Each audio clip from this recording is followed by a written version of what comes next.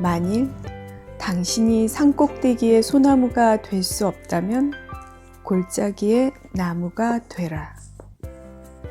그러나 골짜기에서 제일 가는 나무가 되라. 만일 당신이 나무가 될 수 없다면 덤불이 되라. 만일 당신이 덤불이 될 수 없다면 풀이 되라. 그리고 도로변을 행복하게 만들어라. 만일 당신이 풀이 될 수 없다면 이끼가 되라. 그러나 호수에서 가장 생기가 찬 이끼가 되라. 만일 당신이 해가 될 수 없다면 별이 되라. 승리와 실패가 문제가 아니다. 내 등에 짐이 없었다면 나는 세상을 바로 살지 못했을 것입니다. 내 등에 있는 짐 때문에 늘 조심하면서 바르고 성실하게 살아왔습니다. 이제 보니 내 등의 짐은 나를 바르게 살도록 한 귀한 선물입니다. 내 등에 짐이 없었다면 나는 아직도 미숙하게 살고 있을 것입니다. 내 등에 있는 짐의 무게가 내 삶의 무게가 되어 그것을 감당하게 하였습니다. 이제 보니 내 등의 짐은 나를 성숙시킨 귀한 선물이었습니다.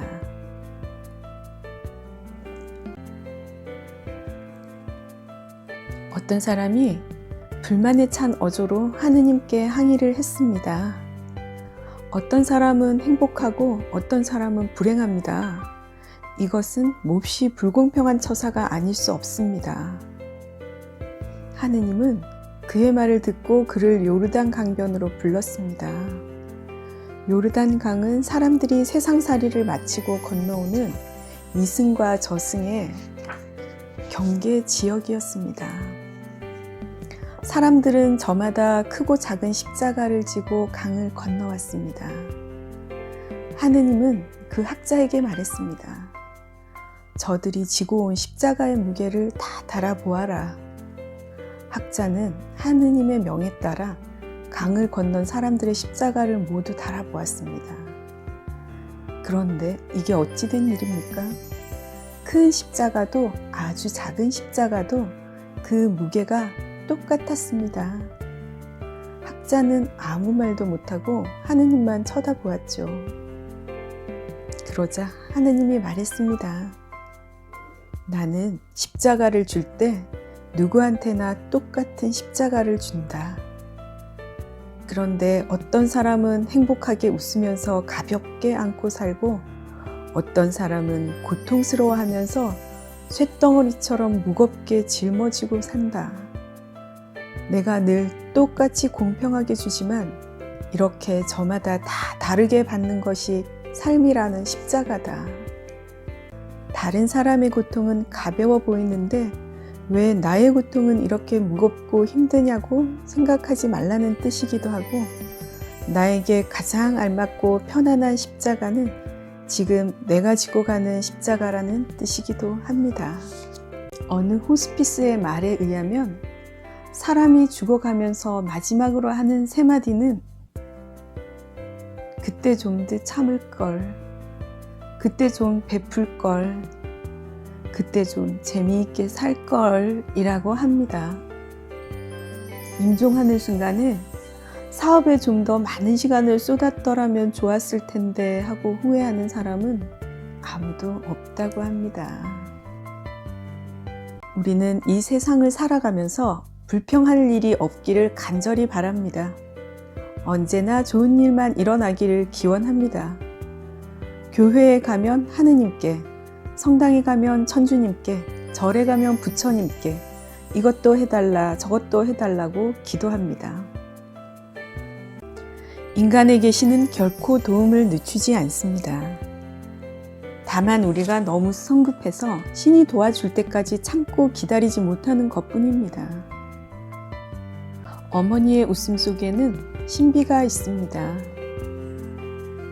하느님이 천사를 불러 지상에서 가장 아름다운 것을 가져오라고 말했습니다. 천사는 급히 지상으로 내려가 사방을 살펴보았습니다. 가장 먼저 꽃들이 눈에 띄었습니다. 천사는 꽃들이 너무 아름다워 한 송이 꺾어 들고 길을 걸었습니다. 이번에는 방긋방긋 웃고 있는 어린아이의 모습이 눈에 띄었습니다. 천사는 어린아이의 웃음 또한 너무 아름다워 그 웃음을 꺾어 들고 다시 길을 걸었습니다. 그러자 이번에는 아기를 품에 안고 있는 엄마의 사랑스러운 모습이 눈에 띄어 마지막으로 엄마의 사랑을 손에 쥐고 다시 길을 걸었습니다. 이 세 가지만 들고 가면 하느님도 기뻐하실 거야. 천사는 그런 생각을 하며 부지런히 걸음을 재촉했습니다. 그런데 한참 길을 가다 보니 꽃이 시들어 버렸습니다. 그래서 그대로 버려버렸습니다. 그런데 조금 더 길을 걸어가다 보니 이번에는 어린아이가 자라 처음 보았을 때와는 달리 웃음이 능글맞고 징그러웠습니다. 그래서 그것 또한 버렸습니다.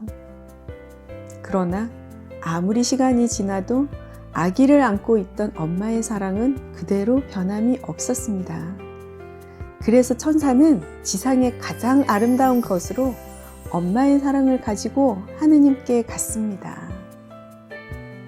세상의 모든 것은 다 변해도 단 하나, 오직 변하지 않는 게 있다면 그것은 어머니의 사랑입니다. 어머니는 단순한 가족의 일원이 아닙니다. 한 가정의 햇님과 같습니다. 햇님이 없으면 우주 만물이 다 빛을 잃듯이 어머니의 존재는 그러합니다.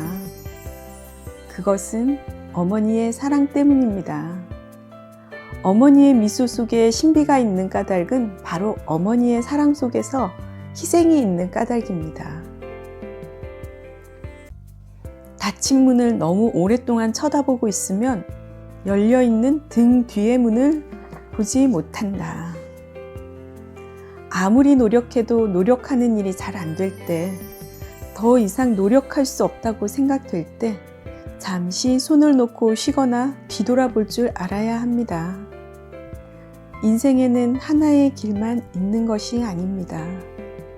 인생의 길은 다양해서 생각한 대로 되는 게 인생이기도 하지만 생각한 대로 되지 않는 것도 인생입니다. 특히 생각대로 되지 않을 때 포기할 것은 포기해야 합니다. 꿈을 꾸는 것도 중요하지만 포기하는 것도 중요합니다. 꿈의 크기가 삶의 크기인 것은 사실이지만 때로는 꿈의 크기를 수정하거나 조정할 필요가 있습니다. 중요한 것은 포기할 줄도 아는 일입니다. 뒤돌아보지 않으면 등 뒤에 열려있는 문은 결코 볼 수 없습니다. 헬렌 켈러 여사의 이 말은 변화를 절실히 필요로 하거나 상황이 너무 암담하면 다른 쪽 문을 보라는 말입니다. 우리는 닫힌 문 때문에 비탄에 잠겨 열려있는 문을 보지 못하는 경우가 많습니다. 신은 한쪽 문을 열어놓지 않고는 절대로 다른 쪽 문은 닫지 않으십니다. 분노를 사귈 수 있는 가장 훌륭한 치료책은 천천히 시간을 갖는 일이다. 많은 이들이 화가 났을 때 담배를 찾고 술을 찾습니다. 저는 화가 났을 때 무작정 길을 걷습니다. 걷기 시작한 지 30분이 지나고 1시간이 지나면 처음 지녔던 분노의 감정은 조금 누그러집니다.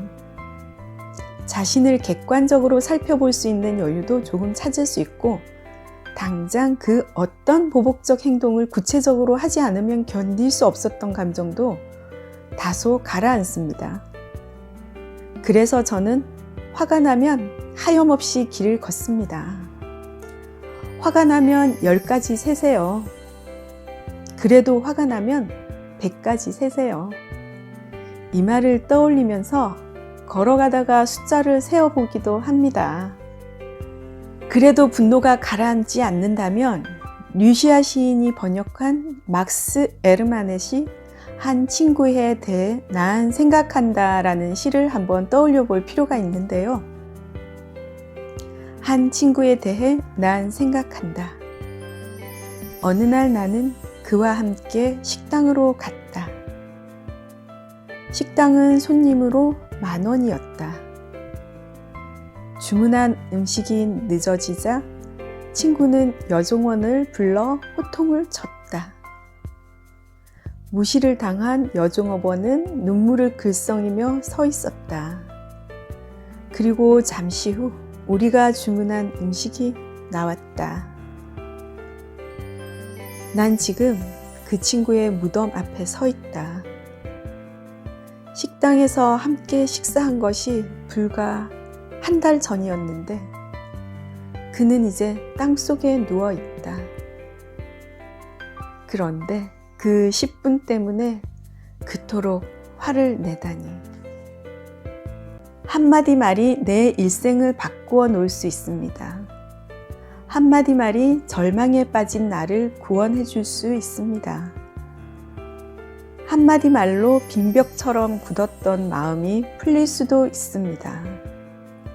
한마디 말로 지옥과 천국을 경험할 수 있고 절망과 희망 사이를 오갈 수 있습니다.